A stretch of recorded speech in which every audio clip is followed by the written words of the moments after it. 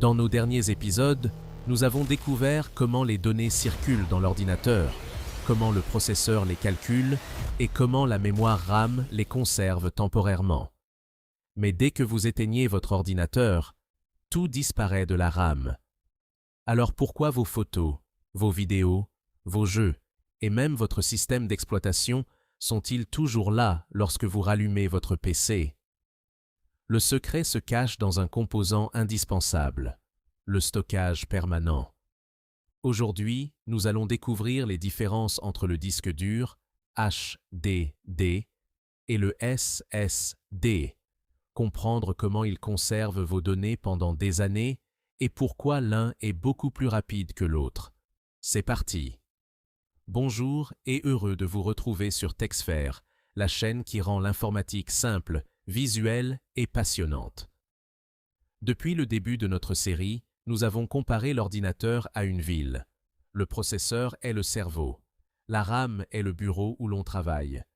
Mais une ville a aussi besoin d'un immense entrepôt où l'on conserve tous les dossiers importants. C'est exactement le rôle du stockage permanent. Il garde vos données même lorsque votre ordinateur est complètement éteint. C'est ici que sont enregistrés Windows, Linux ou macOS, vos logiciels, vos jeux, vos photos, vos vidéos, vos documents. Sans ce stockage, votre ordinateur repartirait de zéro à chaque démarrage. Pendant des décennies, le principal moyen de stockage était le disque dur, ou HDD. À l'intérieur, on trouve plusieurs plateaux métalliques qui tournent à très grande vitesse, généralement 5400 ou 7200 tours par minute. Au-dessus de ces plateaux se déplace une tête de lecture extrêmement précise.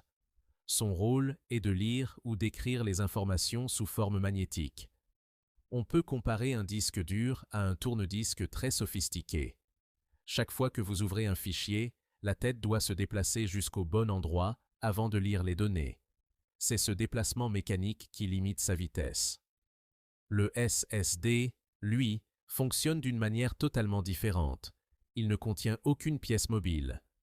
À la place, il utilise des puces de mémoire flash, semblables à celles d'une clé USB, mais beaucoup plus rapides. Les données sont accessibles électroniquement, presque instantanément.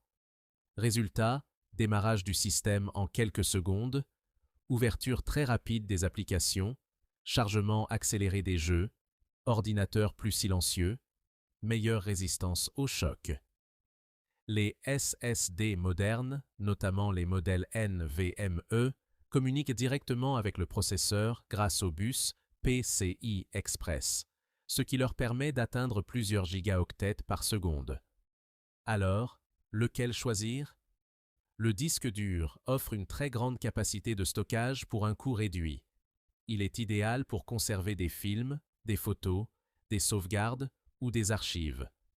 Le SSD est beaucoup plus rapide. Il est parfait pour installer le système d'exploitation, les logiciels et les jeux. C'est pourquoi de nombreux ordinateurs utilisent aujourd'hui les deux. Un SSD pour la vitesse, un HDD pour le stockage de grande capacité. On obtient ainsi le meilleur des deux mondes. Mais au fond, comment un SSD ou un disque dur peut-il mémoriser des milliards de zéros et de 1 pendant des années? Le disque dur utilise le magnétisme. Chaque minuscule zone du plateau peut être orientée dans deux états différents pour représenter un 0 ou un 1. Le SSD fonctionne autrement.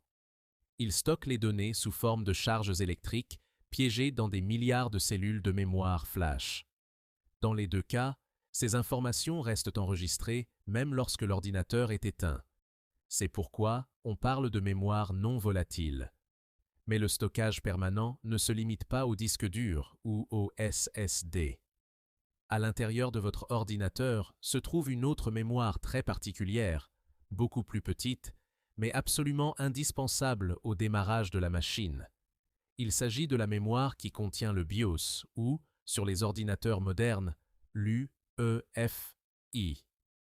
Au début de l'informatique, ce programme était enregistré dans une mémoire appelée EPROM, Erasable Programmable Read-Only Memory, Une EPROM pouvait être programmée une seule fois, puis effacée uniquement à l'aide d'une lumière ultraviolette. Pour la reprogrammer, il fallait souvent retirer la puce de la carte mère. Autant dire que ce n'était pas très pratique. Aujourd'hui, cette technologie a été remplacée par l'EUPROM, Electrically Erasable Programmable Read-Only Memory, et plus précisément par la mémoire flash. Cette mémoire peut être effacée et reprogrammée directement grâce à un simple courant électrique. C'est ce qui permet de mettre à jour facilement le BIOS ou l'UEFI de votre carte mère sans remplacer la puce. Contrairement au SSD, qui stocke des centaines de gigaoctets de données, cette mémoire ne contient que quelques mégaoctets. Mais ces quelques mégaoctets renferment un programme essentiel, celui qui vérifie les composants de votre ordinateur et lance le système d'exploitation à chaque démarrage. Sans cette mémoire, votre ordinateur ne saurait même pas par où commencer. Retenons l'essentiel. Le HDD stocke les données grâce au magnétisme. Le SSD utilise des puces de mémoire flash pour un accès beaucoup plus rapide. Les EPROM étaient les anciennes mémoires utilisées pour stocker le BIOS, effaçable uniquement avec une lumière ultraviolette. Les EEPROM et aujourd'hui la mémoire flash permettent de mettre à jour le BIOS ou l'UEFI directement par logiciel. Grâce à toutes ces mémoires, votre ordinateur peut conserver aussi bien vos fichiers personnels que les programmes indispensables à son démarrage.